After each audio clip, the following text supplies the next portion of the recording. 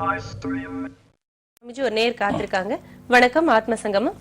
Hello அம்மா, நாங்க திருச்சியில இருந்து உஷாராணின்னு பேசுறேன். உங்களுடைய வயது சொல்லுங்க. என் வயசு எனக்கு 50 வயசு. என் பையனுக்காக கேட்கணும். பையனுடைய பெயரையும் வயதையும் சொல்லுங்க. கௌசிக்னு பேரு. வயது சொல்லுங்க. 28 வயசு ஆகுது. கொஞ்சம் நேரம் கழிச்சு பேசுறேன். கொஞ்சம் சொல்லுங்க. சுவாமிஜி கிட்ட உங்க கேள்வியை கேளுங்க. சொல்லுங்கம்மா. கௌசிக் என்னம்மா?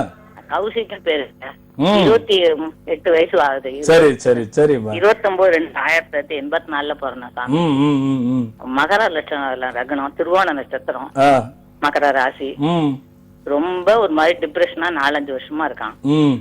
கொஞ்சம் இதா இருக்கு, ரொம்ப கஷ்டமா இருக்கு. அவனோட நானும் ட்ரீட்மெண்ட் கொடுக்குறேன். MCA படிச்சிருக்கான், படிப்புக்கு தகுந்த வேலை கிடையாது. சைக்காலஜி டாக்டர்கிட்ட ட்ரீட்மெண்ட் கொடுக்குறேன். எவ்வளவோ கோவில் குளத்துக்குலாம் செஞ்சிருக்கேன். எது செஞ்சாலும் பையன் ரொம்ப இதா இருக்காங்க. அப்படியே பாரு வேலைக்கு போனா அந்த இடத்துல ஜாதகம் நல்லா தெரியுமா உங்களுக்கு? மகர லக்னம். இல்ல இல்ல கட்டத்துல இருக்கிறத சொல்லுவீங்களா? அது பார்த்து சொல்லுவேன். 5ல பூர்வ புண்ணியம் பார்த்து சொல்லாதீங்க. 12ஆம் வீட்டில் சனி, குரு, கேது இது ஏதாவது இருக்கா? குரு இருக்கு. 12ல குரு இருக்கா? ஆமா. 12ல் குரு இருந்தால் மகர லக்னத்திற்கு 12க்கும் 3க்கும் உடையவர் 12ஆம் வீட்டில் இருந்தால் அது பெரிய பிரச்சனையை கொண்டு போகும். அது பித்தாக மாற்றும். 2 விஷயம் இருக்கு. ஒன்னு பிராமண சாபம், இன்னொன்னு சகோதரர் இல்லையா? பையன் தம்பி இருக்கான். அவருக்கு நடுவுல இந்த இவருக்கும் அந்த பையனுக்கும் நடுவுல ஏதாவது பிறந்து இருந்தது, அபாசம் அந்த மாதிரி ஏதாவது இருந்தது? 2 பேருக்கு நடுப்புற கிடையாது. சரிம்மா. இப்ப இவர் அப்புறம் தான் ரைட்டுமா. பட் அந்த மாதிரி ஒண்ணு நடந்தது இல்லையா? ஆமா. இவருக்கு அந்த சின்னவருக்கு அப்புறமா? சின்னவருக்கு அப்புறம் நானா டிஎன்சி பண்ணிட்டேன் ஐயா. சரிம்மா. இப்ப என்ன பண்ணுங்க, இது வந்து ஒரு பெரிய விஷயம். இது மருத்துவத்துக்கு கட்டுப்படாது. சொல்லுங்க ஐயா. இது என்ன ஆகுனா, இது வந்து ஒரு மாதிரி தூக்கம் இருக்காது. ஃபர்ஸ்ட் ஆமா, தூங்க மாட்டேங்க. இவர் வந்து ராத்திரி ஃபுல்லா அலைஞ்சிட்டே இருப்பாரு. ஏதோ ஒன்னு பேசுவாரு, ஒரு மாதிரி கோபப்படுவாரு. பாத்ரூம்ல போனா பாத்ரூம்லயே இருப்பாங்க. அந்த மாதிரி கரெக்ட்டுங்களா? ஆமா, அப்படியே இருப்பான், உட்கார்ந்தே இருப்பான். இன்னைக்கு இந்த நிகழ்ச்சியை பாத்துட்டு இருக்கீங்களா? ஆமாங்க ஐயா. சரிம்மா. இப்போ நான் முதல்ல கேட்ட மாதிரி குரு 12ஆம் வீட்டில் இருப்பதுக்கு என்னன்னு நான் சொல்றேன். சொல்லுங்க ஐயா. உங்க வீட்டுல ஈசானிய மூலையில என்னென்ன இருக்கு? ஈசான மூலையில போர் இருக்கு. ஈசான அக்னி மூலையா? அதான் சொல்றீங்க. ஈசானிய மூலை, வடகிழக்கு மூலை. வடக்கு வாசல் வடக்கு.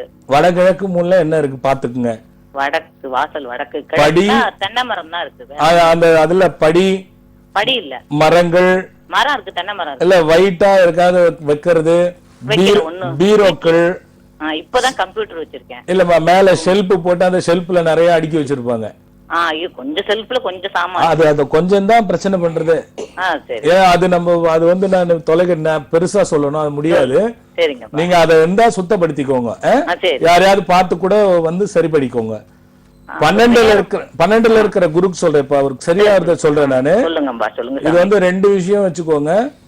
சாரஸ்வாதி அரிஷ்டம் அப்படிங்கறது டாபர் கம்பெனி ஒரு மருந்து இருக்கு, இல்ல கோட்டைக்கல் கம்பெனி அரிஷ்டம். இத வாங்கிடுங்க. அப்புறம் தசமூலா அரிஷ்டம். கோட்டைக்கல் தசமூலா அரிஷ்டம், மூலா அரிஷ்டம், இது எல்லாம் நாட்டு மருந்து கடையில கிடைக்கும்.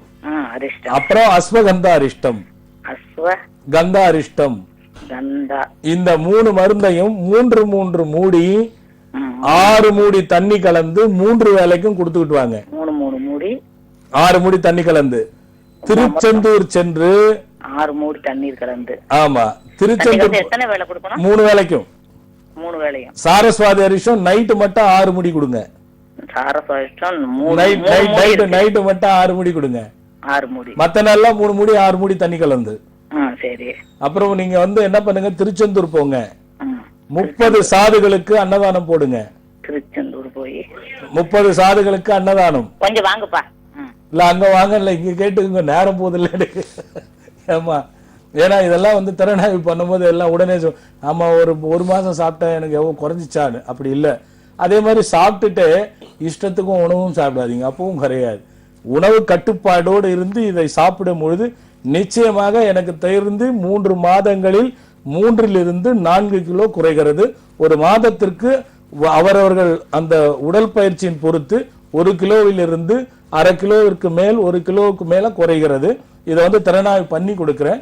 இது வந்து அகத்திய கிரந்தத்திலையும் இருக்கிறது, திருவருட்பா வள்ளலார் பெருந்தகையார் சொன்னதுலயும் இருக்கிறது இந்த வைத்தியம். இதை தான் இன்னைக்கு கொடுக்குறேன். இதனால பயன்பெறுங்க. இப்ப பாருங்க அதை. இதான் பொன்னாங்கண்ணி. இது என்ன சிரிப்பாங்க, என்ன இது இது இப்படி சொல்றாரு. அது பாருங்க மருந்தா வர்றது அது. இந்த பொன்னாங்கண்ணில எவ்வளவு ரகசியம் இருக்கு. பொன்னாங்கண்ணி கீரையை ஒரு பங்கும், கரிசலாங்கண்ணி கீரை அது ஒரு பங்கும், அதாவது 3/4 பங்கும் எடுத்துக்கலாம், ஒரு பங்கும் எடுத்துக்கலாம். இதை நல்லா வேக வைக்கணும். நல்லா வேக வச்சுட்டு நம்ம எப்படி கீரையை தாளிப்போமோ அந்த மாதிரி கொஞ்சம் சீரகத்தையும் போடணும்.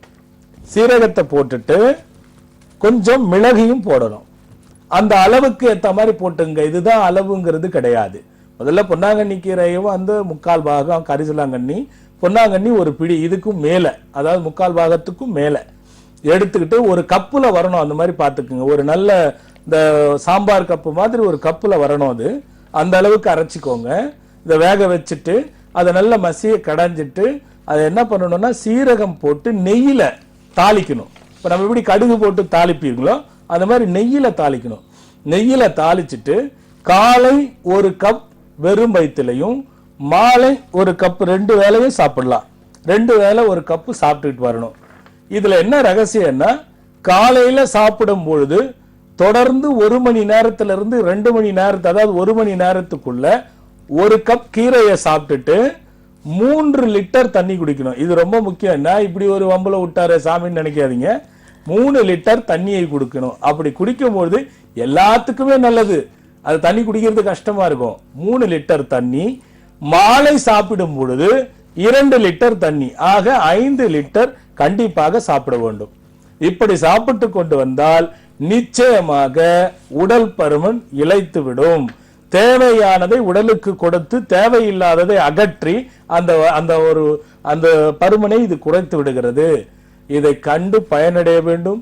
இதை விட்டுட்டு இருந்தால் என்னுடைய இளையதளத்துல பாருங்க, நாளை மறுநாள் அது வந்துடும். அதை பார்த்து தெரிஞ்சுக்கங்க. இந்த மிகப்பெரிய ஒரு பயனுள்ள மருந்து, அதுல ஒன்றும் சந்தேகமே இல்லை. தண்ணீரை மறந்து விடாதீர்கள். ஆண் பெண் இருவருக்கும்